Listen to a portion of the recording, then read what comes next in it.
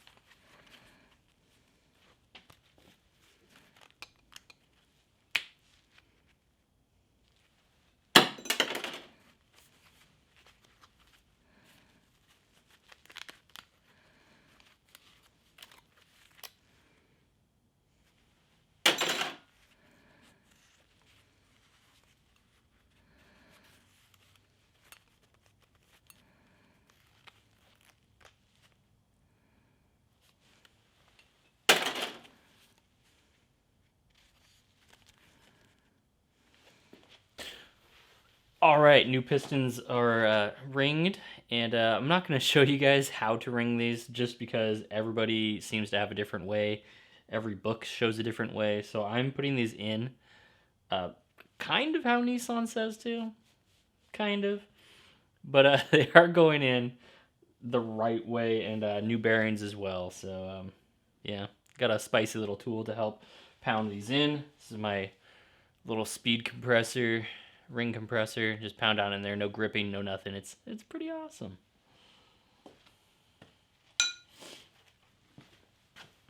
Lube up the rings first.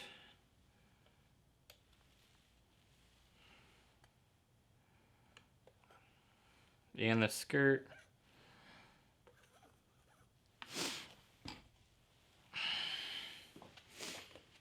Then look for the little notch on the front, just like that. That little notch right there. That goes towards the front of the engine. I'm gonna drop it through this first,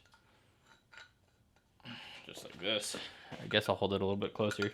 Drop it through there like that. Get it set in there. There we go. And yeah, this tapers down towards the bottom, so it gets tighter as it goes further down. Compressing it to fit down the engine. Put it right there. Push. And just like that, it is in. Nice and easy. I don't like the little hand compressors. Those are dumb. Just push down. We're all good. And then keep pushing it up. Grab another bearing. New bearing. And lube them up.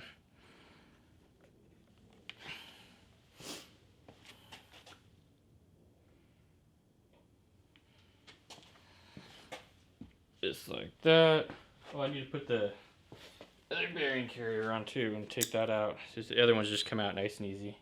And lube that up as well. And then there's a little groove in there. Line the little groove up just like that. And push. All set in there. Nice and easy. And then yeah, all the grooves end up on the same side, so it's nice and easy. Put that in there, and then I'm just tightening these hand tight, and I'm going to come back later and put them to torque spec. All right, pistons are all installed, and the new bearings and all that fun stuff, new rings, they are all in, and I probably look a little bit different wearing different clothes.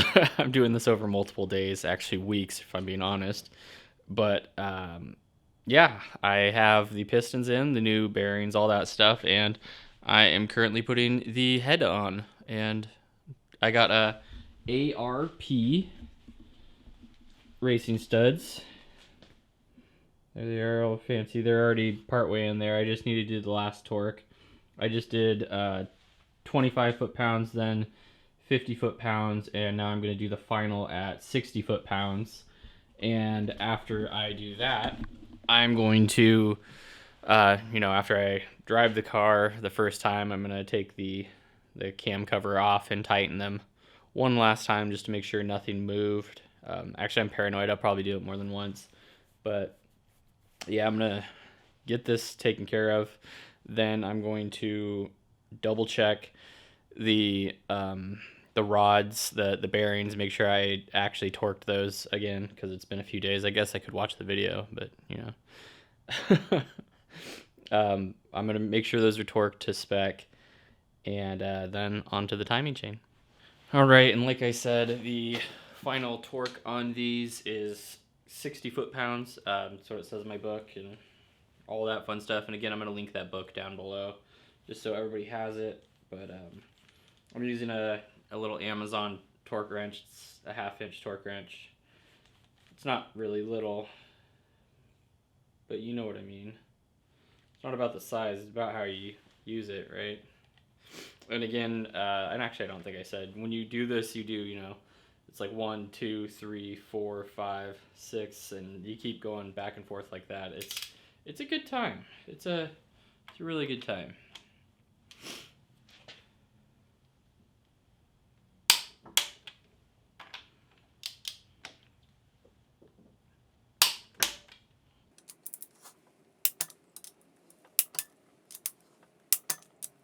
This engine scares me on this engine stand because all the weight is towards the front. It's not like a V8 where it probably stops like right here. There's that much more weight up there.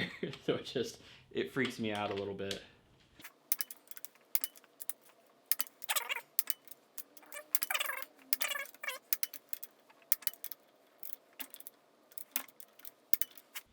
All right, and I'm gonna do that same sequence again. Double check that I got everything.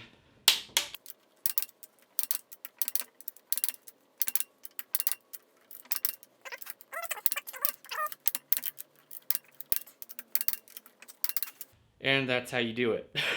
Not too difficult, but definitely make sure you do it right.